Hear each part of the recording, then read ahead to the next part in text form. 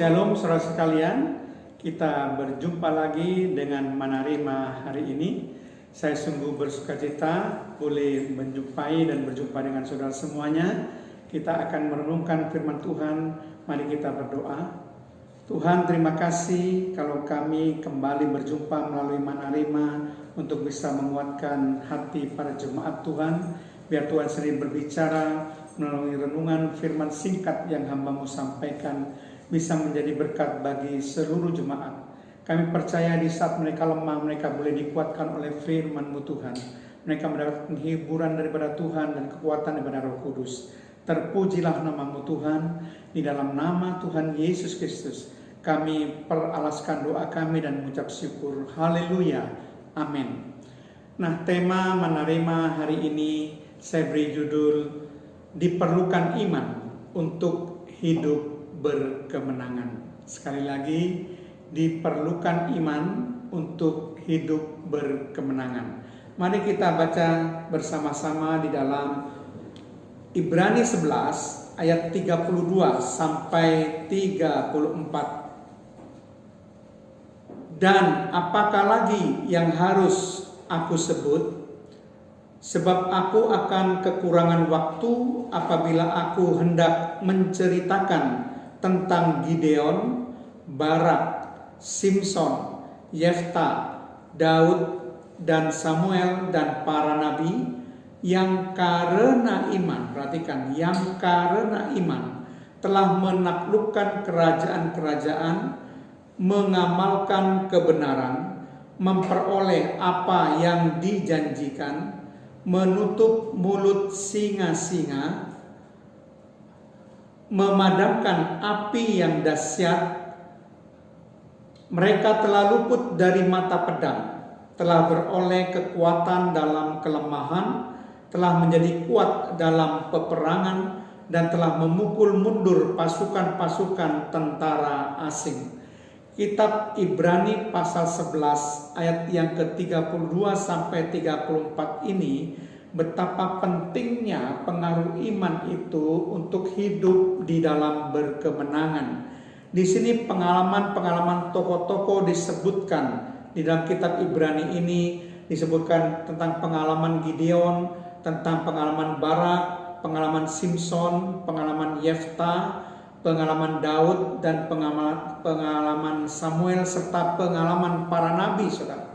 Bahkan dikatakan di sini karena iman telah menaklukkan kerajaan-kerajaan. Mungkin dalam konteks kita sekarang ini telah menaklukkan segala tantangan. Mungkin saudara dalam era pandemi COVID-19 ini ada banyak sekali tantangan yang saudara hadapi.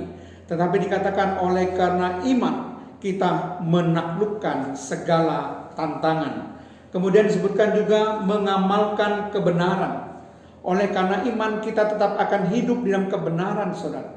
Kita tidak akan hidup di dalam dosa, melakukan hal-hal yang tidak berkenan pada Tuhan.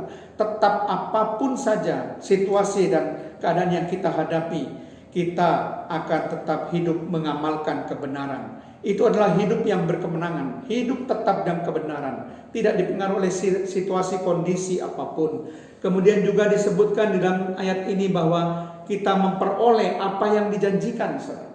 Karena iman maka kita percaya bahwa semua yang telah dijanjikan oleh Tuhan itu pasti akan digenapi dalam kehidupan kita, orang-orang percaya. Karena dikatakan oleh firman Tuhan bahwa Allah berfirman dan tidak pernah berdusta. Apa yang pernah dijanjikannya kepada kita pasti akan digenapi.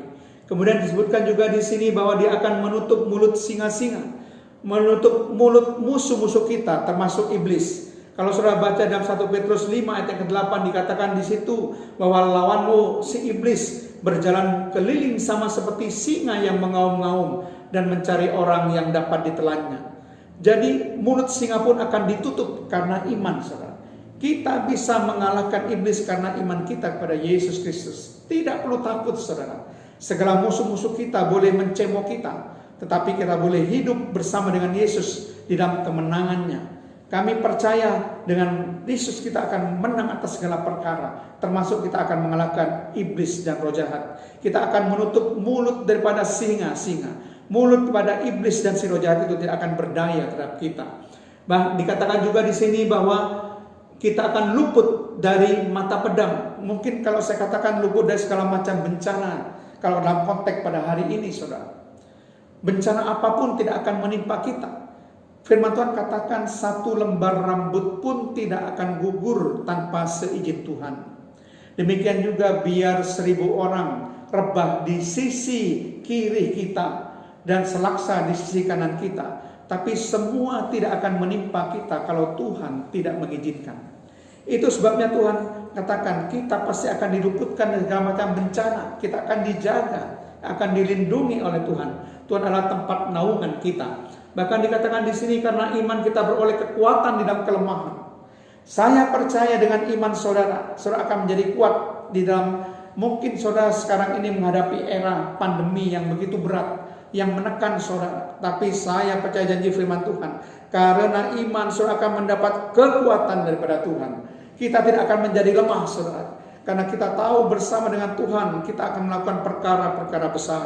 Tidak perlu takut terhadap segala macam apapun yang terjadi dalam hidup kita, seberat apapun, selama kita bersama dengan Yesus, kita pasti akan mendapatkan kemenangan. Kemudian juga dikatakan di sini bahwa kita akan memukul mundur pasukan-pasukan tentara asing. Jadi segala lawan-lawan kita akan dipukul mundur, siapapun juga akan bisa kita kalahkan bersama dengan Yesus Kristus. Kita akan menjadi kuat, kita akan di dalam kemenangan demi kemenangan bersama dengan Tuhan Yesus Kristus. Saya percaya saudara, iman saudara yang menentukan apakah saudara hidup dalam berkemenangan atau tidak. Saya juga percaya bahwa saudara akan menjadi pemenang-pemenang. Bahkan firman Tuhan katakan, kita ini lebih dari pemenang oleh karena Kristus Yesus Tuhan kita. Amin. Mari kita berdoa saudara. Tuhan, terima kasih hamba-Mu sudah menyampaikan Mana Rema hari ini. Kami percaya firman-Mu akan menguatkan bagi seluruh jemaat agar dalam menghadapi masa pandemi COVID-19 ini iman mereka tetap teguh saudara. Karena dengan iman ini Tuhan, mereka akan hidup di dalam kemenangan. Terpujilah nama-Mu Tuhan, di dalam nama Tuhan Yesus Kristus. Haleluya. Amin.